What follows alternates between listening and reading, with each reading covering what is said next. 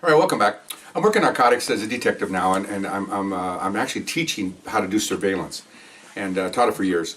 And on RealCopStoriesVideos.com, we got 270 stories that are not related to detectives. I've got about 60 or 50 now. I'll be telling you about being a detective, but the ones in the .com site, 270 is vice, narcotics, gangs, lewd stuff, funny stuff, interesting stuff, sad things, funny things. So look them up, along with the ones I'm giving you right now.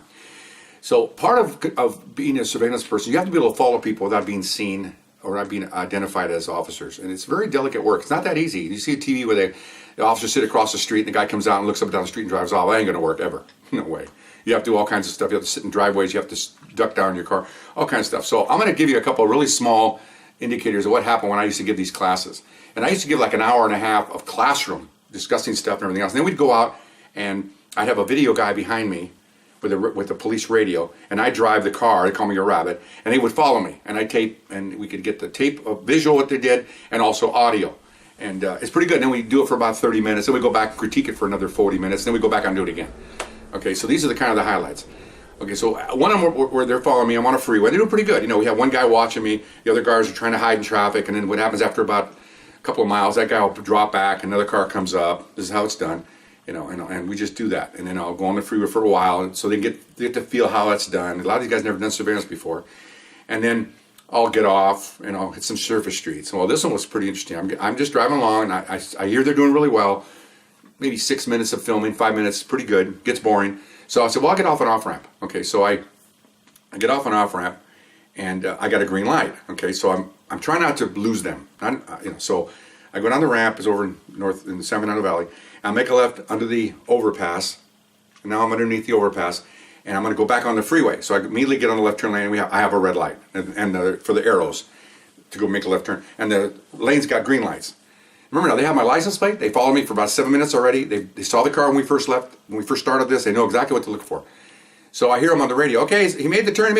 I'm coming around. So I'm looking in the mirror because I expect him to pull in behind me. You know. No, first guy that's broadcasting says, there he is, he's northbound, it's about a block in front of me, I got him. Okay, there he goes, okay? Tunnel vision, he's looking right at the car he saw, he never looked around to see if I was anywhere around. So as soon as he says that, boom, boom, boom, 8, 9 of them go by. No one ever looked around to see maybe he was wrong, maybe they should, you know. So I'm looking, and the guy behind me, I can't talk because I got the camera going. I go, they're all gone. He goes, yeah. So I just made the turn, and I get on the freeway, and I hear them. I go, you got him? Yeah, okay, I got him up here. And so I just pull off the shoulder. And I'm just sitting there in front of a call box. And I can hear him. Then he says, oh, he's making a westbound turn with him. And then I hear somebody go, it was their supervisor. That's not him. It's not him. It's not him. The car is not the right color. And it's not the license plate. There's a clue. Well, try to find him. So they're all looking around. Well, they're already way past me. So I wait, and I go, and I get on the radio. Hello, this is a suspect calling. You passed me. I'm on 101 southbound on the so-and-so on-ramp. And you hear the supervisor, son of a, you got it. So, okay, that's one of them. And of course, they eventually got me, and off we went again, okay. Another one, okay, is another crew's following me, okay. And so we're going through, we're over in west side of town, near Beverly Hills. And I'm going along the road, and again, I don't try to stop. I don't try to blow the red light so they can try to. I just do a normal try because a normal suspect would drive normally. So there's a lot of cars up one of the streets there, and so major street. So I'm just in line. There's several lanes, and so the guy sees a car pop out. And he thinks it's me, so he goes, "I got him northbound." Boom, and so I hear boom, 2 or 3 cars go right. Again, they're going by me. I'm right there, and so their boss goes by. I can see him like this, trying to look, as he goes by to see the car. So when I see the boss go by, I pull out and get behind him. Okay. Remember, we're on video, so I have the video guy turn around. He's got the camera facing up. So I got me, the supervisor, a couple of cars of his subordinates, and then another car, and then some more cars. So there's 2 lanes going up, and they're trying to maneuver. And the supervisor goes, "Where is he? How far am I busy? Oh, he's in number 2 lane. I got him up here. Yeah, he's getting ready to make a right turn." And then you hear somebody else say, "I'm not sure that's him." And then the supervisor goes, "Somebody get up there and find out." And now we're stuck in traffic now. The traffic stopped. He says, "Somebody find out if that's him." It's like, okay. So what I do is I come up about half a mile an hour, and I hit his bumper. Okay. And he goes like this, and he turns around because, you know, like somebody hit him, he's mad. And I go like this.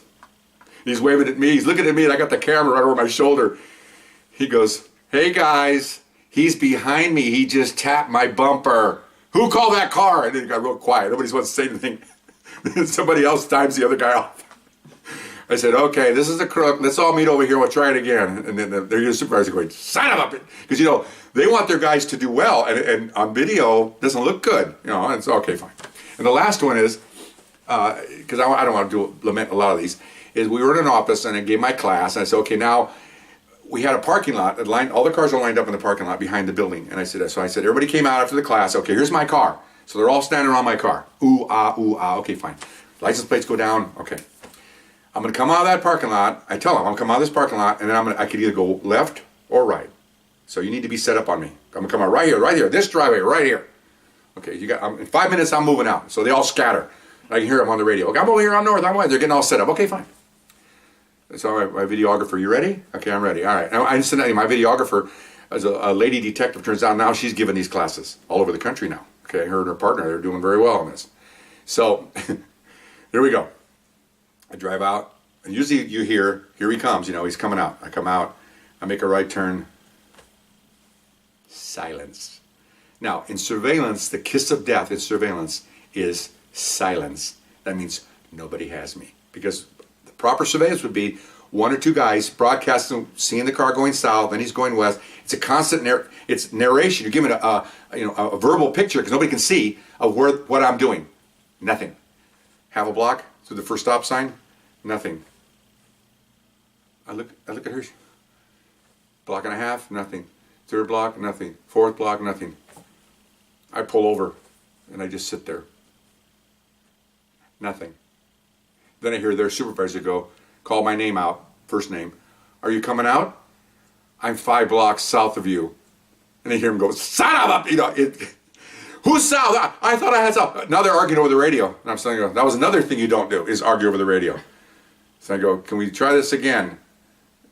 Yes. Okay, so we go back and do it. This time they did okay. So we come in the first time and I go, man, I thought I had a record of another unit that lost me in a block.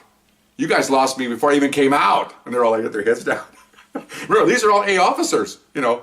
And so they don't like that. It upsets them. So we did it again 2 or 3 times. Then they got really good at it. There was like a vengeance. They wanted to stay with me. It did really well. So those are just 3 little things on surveillance. It's very hard to do surveillance. People say, oh, it's just following people. No. It's very difficult to stay secretive. And once you burn the case, once you get burned, the guy's not going to do anything. So you just basically lost your case because he's not going to do anything if he thinks it'll take him 2 or 3 days to think he's not being followed. And you have to do it all over again.